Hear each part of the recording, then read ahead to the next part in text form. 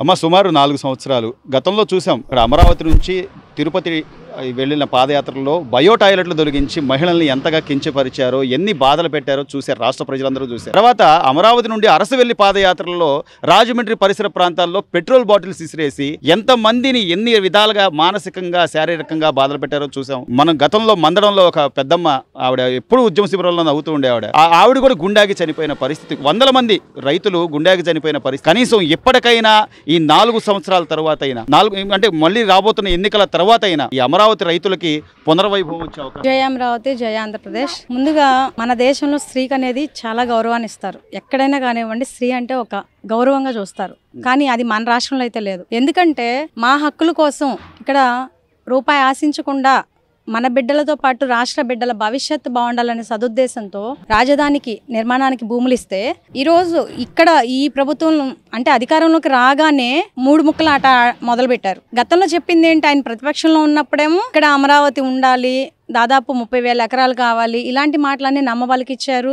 ఆయనన్న ఇల్లు కట్టుకోలేదేమో బాబు గారు, నేనైతే ఇక్కడే నివాసం ఏర్పరచుకొని మీ దగ్గరే ఉంటూ ఈ అమరావతిని నిర్మాణ పనులు వేగవంతంగా చేస్తాను, ఈ రాష్ట్రాన్ని అభివృద్ధి పదంలో నడిపిస్తానని చెప్పి వాళ్ళ మంత్రుల చేత చెప్పించి ఎన్నో నమ్మవాళ్ళకి ఇచ్చిన మాటలు నమ్మించి ఈరోజు అధికారం రాగానే మాట మార్చేసి మడం తిప్పేసి 3 ముక్కల పేరుతోటి 3 ముక్కల ఆట ఆడుతూ రైతుల గుండెల్లో గుణపాలు దించారు. ఆ రోజు నుంచి కూడా ఈ రోజు వరకు కష్టాలని కన్నీళ్ళని ఎన్నోటినో అధిగమిస్తూ ముందుకు వెళ్తున్నామంటే న్యాయస్థానాల ఊరట. ఈ ప్రభుత్వం చూసాము, ధర్నాలు మొదలు పెట్టాం. మేము ఇన్నాళ్ళు ధర్నా చేస్తాను మేము ఆ రోజు అనుకోలేదు. ఎవరో ఒకరు రాకపోతారా, మా సమస్యను పరిష్కరించకపోతారా, సమస్య తీసుకొచ్చినాడే ముఖ్యమంత్రి అయితే ఇంకెవరు వస్తారు మా దగ్గరికి, అందరినీ తన అధీనంలో ఉంచేసుకొని మీరు వాళ్ళ దగ్గరికి వెళ్ళడానికి వీల్లేదని ఒక నిబంధన ఏర్పాటు చేసేస్తే ఎవరు వస్తారు మా దగ్గరికి, మా సమస్యను ఎవరు పరిష్కరిస్తారు? సమస్య తీసుకొచ్చిందే ఆయన. కానీ ఇంతమంది ప్రజలు వ్యతిరేకం అవుతున్నారు. ఒక ఛాన్స్ అడిగినందుకు వాళ్ళు నాకు ఒక ఛాన్స్ ఇచ్చారు కదా, వాళ్ళకి మంచి చేస్తే మళ్ళీ ఏదో పొరపాటున తీసుకున్న నిర్ణయం అది అని చెప్పి ఆలోచించుకొని గనక మంచి చేయడానికి ప్రయత్నిస్తే మళ్ళీ ఇంకొక ఛాన్స్ ఇంకొకసారి చూడడానికి అవకాశం ఉండేదేమో. కానీ ఇక్కడ రైతులనే కాకుండా ప్రతి ఒక్క వర్గం వాళ్ళని కూడా ఆయన నడి రోడ్డు నిలబెట్టిన పరిస్థితి. ఈ రోజు ఆశా వర్కర్లు కూడా నిన్న నుంచి ధర్నాలు స్టార్ట్ చేశారు. ఎందుకోసం చేస్తున్నారు? పని చేయించుకుంటున్నారు, వేతనాలు ఇవ్వట్లేదు. కుటుంబాలు ఎలా గడుస్తాయండి? అంగన్వాడీ వాళ్ళు కుటుంబాలు ఎలా గడుస్తాయి? ఒక అంగన్వాడీ మాత్రమే కదమ్మా, ఈ రోజున ప్రభుత్వ ఉద్యోగులు వాళ్ళ జీతాలు రాక ఆత్మహత్యలు చేసుకునే పరిస్థితి, రైతు కూలి కౌలు చెల్లించక వాళ్ళు బాధలు పడుతున్న పరిస్థితి. ఇంకా ఏ ఉద్దేశంతో, మరి ఏ వర్గాన్ని ఉద్ధరిద్దామని ఆయన ఒక్క ఛాన్స్ అడిగాడు. ఇంకా నేను ఇంకో 30 ఏళ్ళని ఏ నమ్మకంతో చెప్పుకోగలుగుతారో మరి మాకైతే అర్థం కావటం లేదు. కానీ ఈ రోజు రాష్ట్ర ప్రజలందరూ వ్యతిరేకంగా ఉన్నారు. ఎందుకంటే దానికి ఉదాహరణ ప్రస్తుతం మనం చూస్తున్నాము.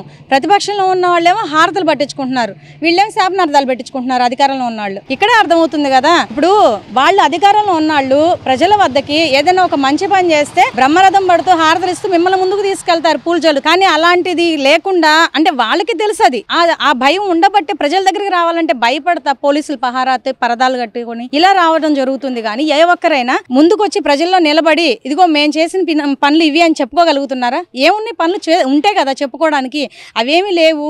ఏదో ఒక కార్యక్రమాన్ని పెడతారు, ప్రజలందరూ తరిమి కొడుతున్నారు. ఇంకేం చేస్తారు? ఇంకా వెనక్కి వెళ్ళిపోవడం తప్పితే తల మీద కండవా వేసుకోని చెప్పి. కానీ ఇక్కడ ప్రజలందరూ గమనిస్తున్నారు. ఇప్పటికి చాలా వరకు అర్థమైపోయింది. మా బాధలు ఇవి చెప్పుకోవడానికి కూడా వాళ్ళ దగ్గరికి రానివ్వరు. ఇవి అసలు రావడానికి ఇష్టపడరు వాళ్ళు తెలుసుకోవడానికి రారు. పోనీ వీళ్ళు వెళ్ళి చెప్పుకుందామన్నా వాళ్ళు రానివ్వని పరిస్థితి. మరి ఎవరికి చెప్పుకోవాలి? వెనకేదో ఉంది కదా కప్ప. ఇప్పుడు రాముల వారు అడిగితే ఏంటి బాధపడుతున్నావు అంటే, మీరే వచ్చి బాధ పెడుతుంటే ఇంక నేను ఎవరికి చెప్పుకుంటాను అన్న పరిస్థితి అయిపోయింది. ఇక్కడ అధికారులతో చెప్పుకుంటా ఎవరైనా సమస్య పరిష్కరించండి మా బాధ ఇది అని చెప్పి. కానీ వాళ్ళు ఎప్పుడు కూడా ఒక సంవత్సరం వరకు వేచి చూసాం, రాలేదు. ఇంకా సంవత్సరానికి మాకు ఉద్యమం మొదలై సంవత్సరం అయింది కాబట్టి ఒక ప్రజాబేరీ కార్యక్రమంతో పిలుపునివ్వడంతో రాష్ట్రం నలుమూలన కదిలొచ్చారు జనం, మాకు మద్దతును తెలియజేశారు. అలాగే రెండోసారి మా యొక్క ఉద్యమాన్ని అణిచివేయాలని చెప్పేసి ఎలాగైనా న్యాయస్థానం టు దేవస్థానం తిరుపతి పాదయాత్ర మొదలుపెట్టినప్పుడు భారీ బహిరంగ సభ ఒకటి ఏర్పాటు చేసాం. రాష్ట్రం నలుమూల వాళ్ళు చెప్పినటువంటి అబద్ధాలు, అవి అన్ని అబద్ధాలేనమ్మా, నిజాలు ఇవి. ఇక్కడ మేము కోర్టులో ఆశించి కాదు భూములు ఇచ్చింది, మా బిడ్డల భవిష్యత్తుతో పాటు మీ బిడ్డల భవిష్యత్తు బాగుంటది. ఇది మన రాష్ట్రానికి మధ్యస్థలం ఉంది, అందరికి అందుబాటులో ఉంటుంది.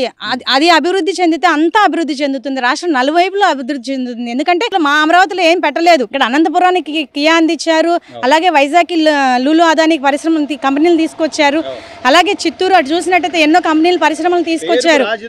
రాజధాని తప్ప న్యాయస్థానము ఇక్కడ సచివాలయం తప్పితే ఇంకా వేరే ఏమి కట్టడానికి లేదు. కాబట్టి అన్ని జిల్లాలు అభివృద్ధి చేయాలన్నదే వారి లక్ష్యం. దయచేసి ఇవన్నీ అర్థం చేసుకున్నాను, వారికి తెలియజెప్పాం, ప్రజలందరూ తెలుసుకున్నారు. కాకపోతే ఇంకా వీళ్ళు ఏంటంటే తెలంగాణలో కాంగ్రెస్ వచ్చింది, ఎందుకు వచ్చింది? 9.5 ఏళ్ళు చూశారు పరిపాలన, ప్రజలు ఎందుకు వ్యతిరేకించారు? వాళ్ళ యొక్క పనులు నచ్చకపోతే ఎప్పుడైనా కూడా ప్రజాబలం ముందు ఏ ప్రభుత్వం అయినా తలదించుకోవాల్సిందే. కాబట్టి ఇప్పుడు ఇక్కడ ఉన్న ప్రజలు కూడా ప్రతి ఒక్కరు కూడా ఇబ్బందులు పడుతూ ఉన్నారు. వాళ్ళు కూడా తెలుసుకుంటారు. తప్పకుండా ఎవరైతే మనకు న్యాయం చేస్తారో, మనల్ని అభివృద్ధి పదం వైపు ముందుకు నడిపిస్తారో, మనకు సంక్షేమ పథకాలు కాదని వాళ్ళు తెలుసుకుంటున్నారు. ఎందుకంటే ఇస్తున్నా అంటున్నారు, కొంతమందికి అందుతున్నాయి, కొంతమందికి అందట్లేదు. ఏం ఉపయోగం వాటి వల్ల? అలాగే మహిళలను కూడా ఎన్నో ఇబ్బందులు పెట్టి ఈ రోజు ఎప్పుడు గడప దాటి బయటికి రాని వాళ్ళు, వాళ్ళ కుటుంబం యొక్క పనులతో చూసుకునే వాళ్ళు ఈ రోజు ఇక్కడ ఇన్ని రోజులుగా నిలబడి ఉద్యమం ఎందుకు చేశారంటే, ఏదైనా పట్టుదలతో ఒక మహిళ తప్పకుండా అనుకున్నది సాధించి తీరుతుంది.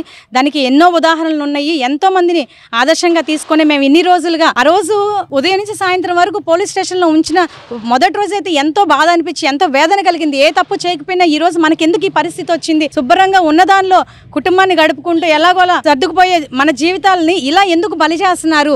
ఇప్పుడు రాజకీయాలు చేయొచ్చు, రాజకీయంగా ఎన్నో చేసుకోవచ్చు, వ్యక్తిగత కక్షలతో రాజకీయాలు చేయకూడదు కదండి.